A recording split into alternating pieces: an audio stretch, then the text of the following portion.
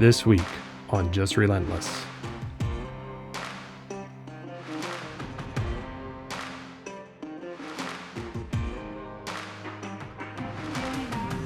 Follow along with me, Ben Schneider, as I hunt around the home quarter and uncover all the highs and lows that come with chasing big deer.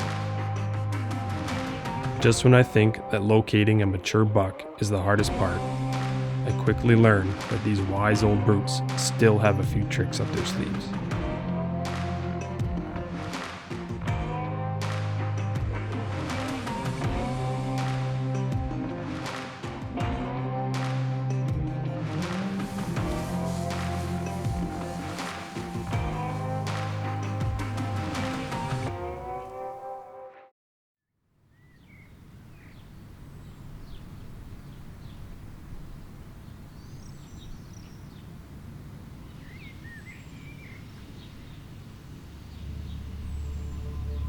After the success we found in our first season, we thought we'd be able to carry that momentum into the following year. Little did we know, Mother Nature had other ideas and was going to give us a reality check in a big way. With the way things were in the world adding on to the challenge of hunting itself, this year made us dig down deep and see just what we are made of.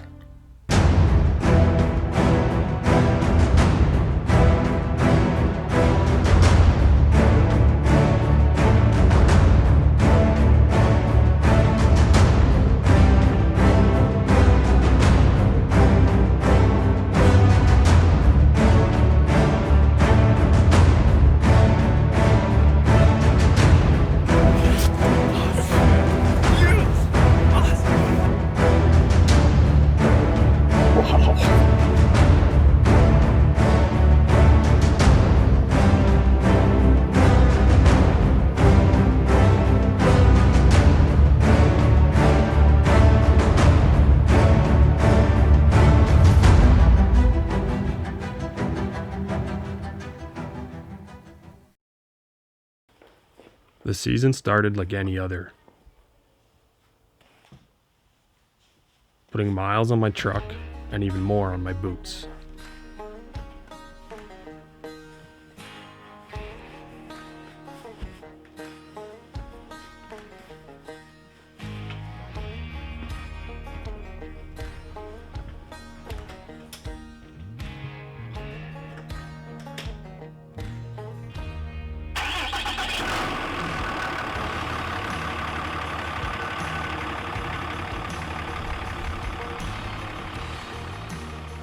Hours spent glassing all the hills and coulees I know hold a good amount of game.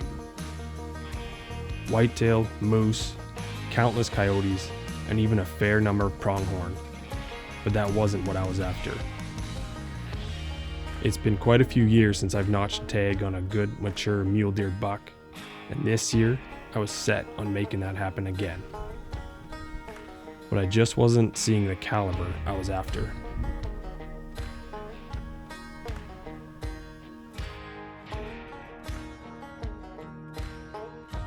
But I wasn't ready to give up yet. I still had lots of time before the season started, and I still had a lot of optimism.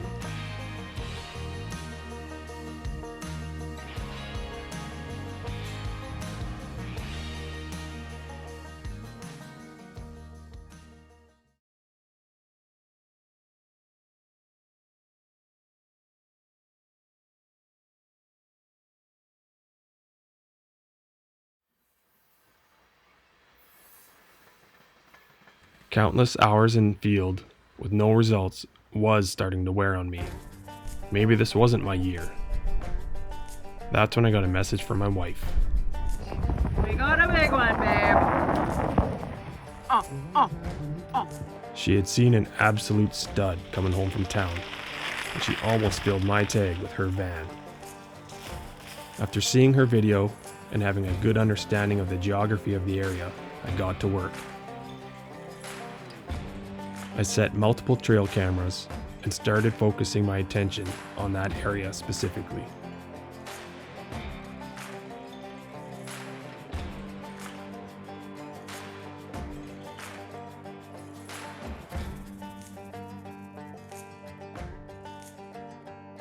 It wasn't long until I had this deer's patterns nailed down solid.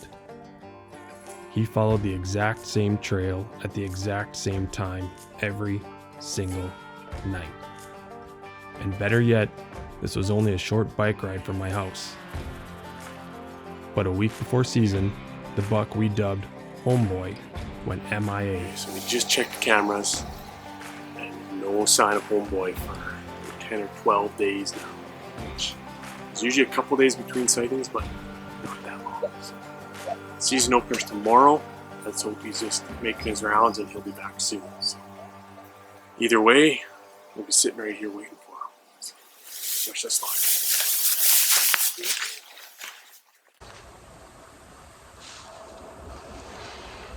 Alright, so first sit of the season, baby. We just got settled in. We had to sneak past. There's three does feeding out in the field. We had to sneak past those to kind of find a good spot to set up and wait for our old boy. Fingers crossed that he comes down the fence line like he normally does.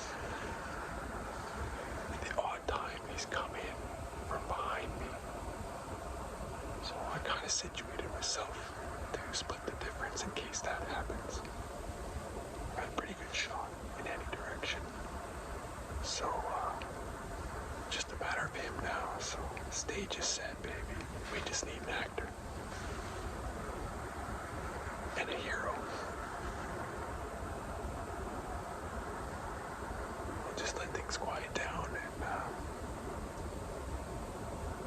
and keep our eyes open.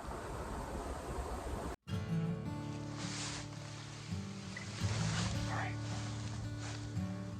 It's about 7:30, so we got just over an hour left of shooting light. Homeboy just jumped the fence about 60 yards down from me, and he followed the bush line. I got cameras all over in here. They haven't seen him come out there yet, but he didn't know I was here. He walked just over the hill where those other does are feeding. He's just out of sight, so we are gonna sneak out the same way to stay downwind and see if we can't catch him. Let's go. Night one seemed promising, but with the hayfield now having been cut, Homeboy's pattern switched up. And while I was slowly closing the gap to shooting distance, I unknowingly snuck to almost petting distance of a whitetail doe. Night one, busted.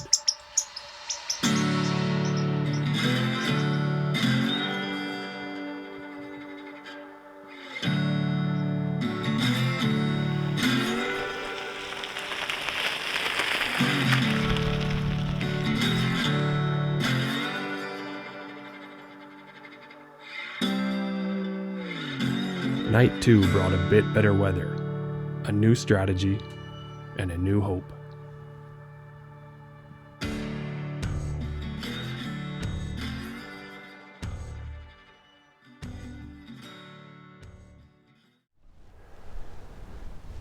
Alright, so day 2. We're set up basically where Homeboy passed or came through yesterday.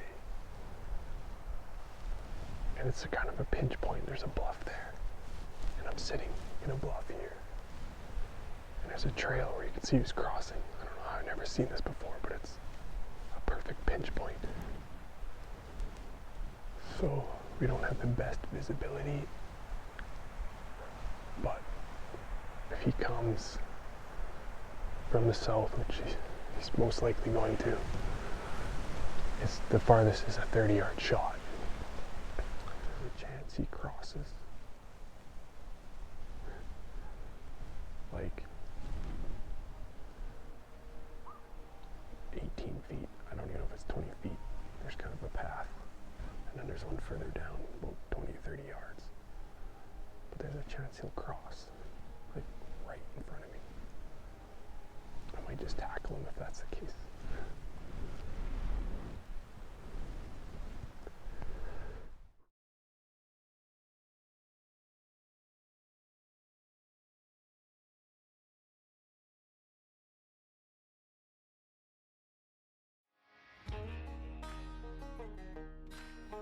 Days went by as I watched Homeboy continuously come to the field every night, but from a different direction. Wind didn't seem to matter. He could care less about having cover, and I was left with nothing but a guess and a lot of hope that I was in the right place at the right time.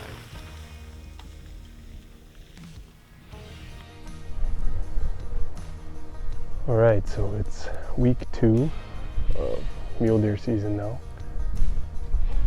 We hunted Homeboy pretty hard for 4 or 5 days. Couldn't really get closer than 100 yards. I think it was about 120 maybe, about as close as we got. Never did spook him out, but we just never had the light, never had the opportunity. So 4 or 5 days in, we backed out for a few days, about 4 or 5 days, just let everything cool down. I've been spotting, he's still coming to the field, and the last few nights he's actually been coming a little bit earlier, so we're hoping to catch him in with lots of camera light and lots of shooting light. So whereas before it was just right at dark all the time, and it was kind of nip and tuck on whether you could even get it on camera. But so got a pretty good wind tonight. We're hoping that plays in our favor, give us some noise coverage, some movement coverage, and some smell coverage. He has been coming from this way a lot, which means that we can sneak into the wind and hopefully get a good stalk on him. But he's also got a few aces up his sleeve. He comes out over here, he comes out over there. He's kind of comes out wherever he wants. So we're hoping we're in a good spot. We picked something kind of in the middle of this little pasture. We're in a big tansy patch here, so it's taller than us. When we sit here, we can still see good. We're thinking we got all the areas covered, but guess we'll see. But it's about 6, so we got about an hour and a half maybe before he comes out. So we're just gonna hang tight, be quiet, maybe catch a little nap.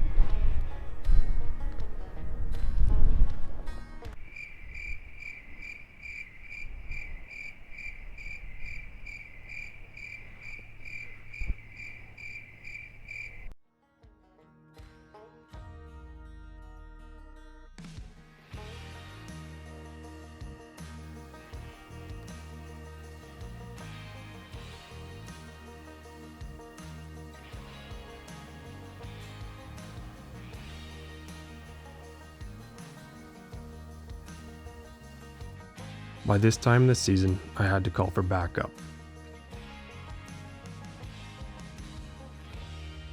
I called Caleb, and him and I made arrangements to hunt this deer together. That way he could cover the filming, and I could concentrate on nothing more than getting within shooting distance. The good news was that Homeboy came out right on cue. The bad news, he came out straight across the field from us with zero cover for a stalk.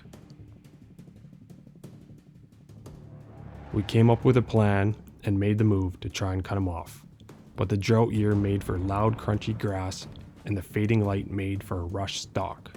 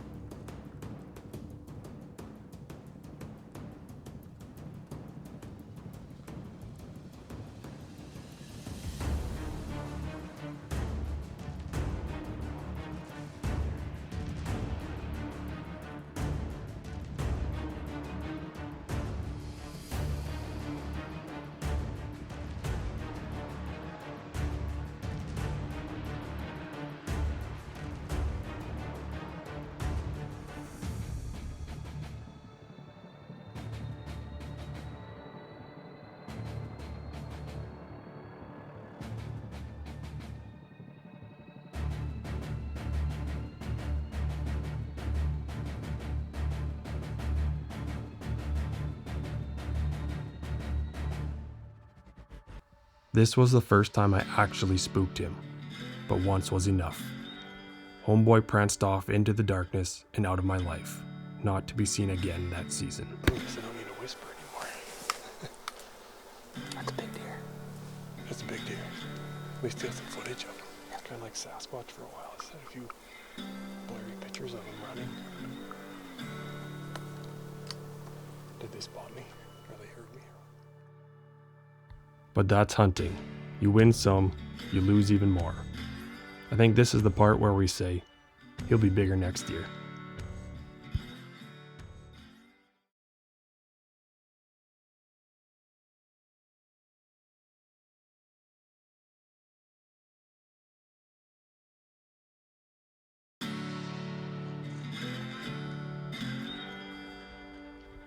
In my opinion, I handled the heartache of the archery season quite well. Some people disagree with me though. But because I hunt more for sustenance than for trophies, and I had no meat in my freezer yet, it was time to focus on whitetail. I've been watching a heavy-horned buck I named Soup Can in this area for a few years now, waiting for his explosion year, but it just never came. The last 2 seasons, his antler growth receded drastically, but due to his sheer body mass, he still ruled the block. I've watched him chase off multiple other bucks, as well as coyotes, or anything else that came near his girl. I had some young deer on camera showing great potential, with much better genes, so that's when I decided this was the year to take Soup Can out. But I feared the worst when he seemed to be just as tricky as the mule deer I had chased earlier. I knew he was out there, but I could never catch him on camera. I stopped at nothing. I hung more cameras, tree stands, and ground blinds.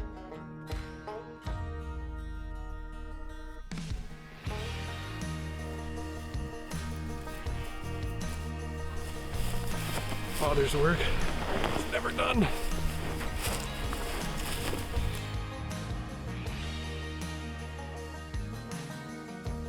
I had thought the disappointment and frustrations from my bow season were behind me, but I still found those frustrations leaking out.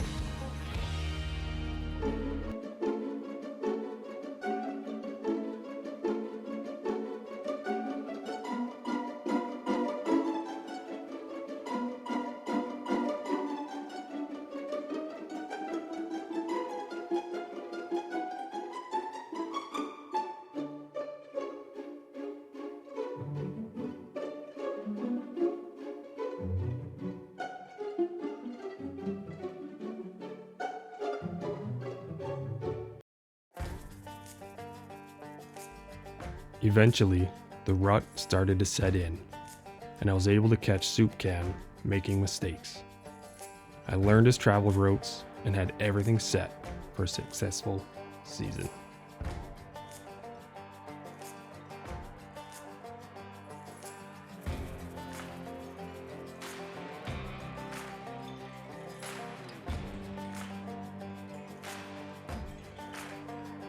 Opening day came and played out as though it were scripted. I sat in the blind for no more than an hour, and Soup Can walked out just as I had envisioned. Opening day, baby.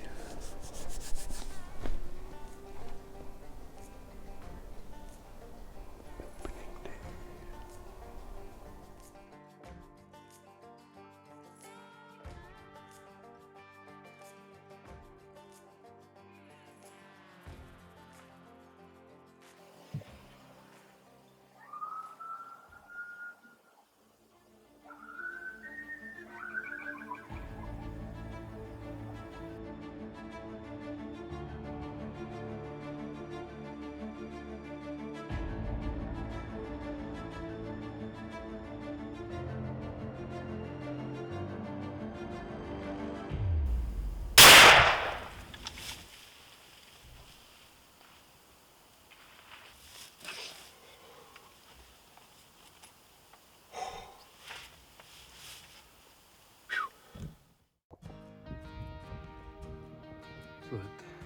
target buck, old soup can.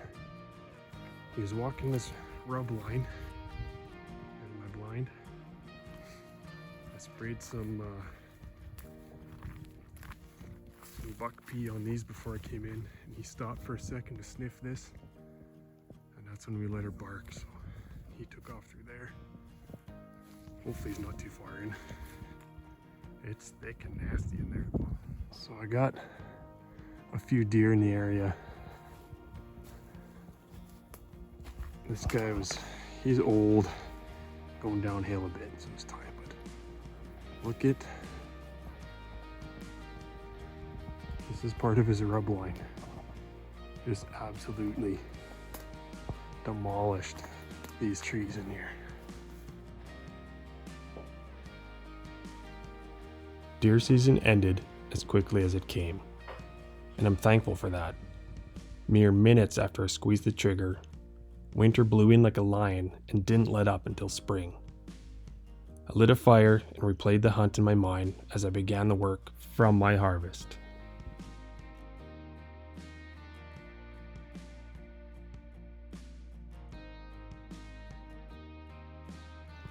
We have a tradition at my house. Every successful hunt ends in signing the post. As the years go by, it's fun to read back the little comments and dates and reminisce of hunts gone by with friends and family. This year we'll do the same. My first JR buck will surely put a smile on my face every time it's read.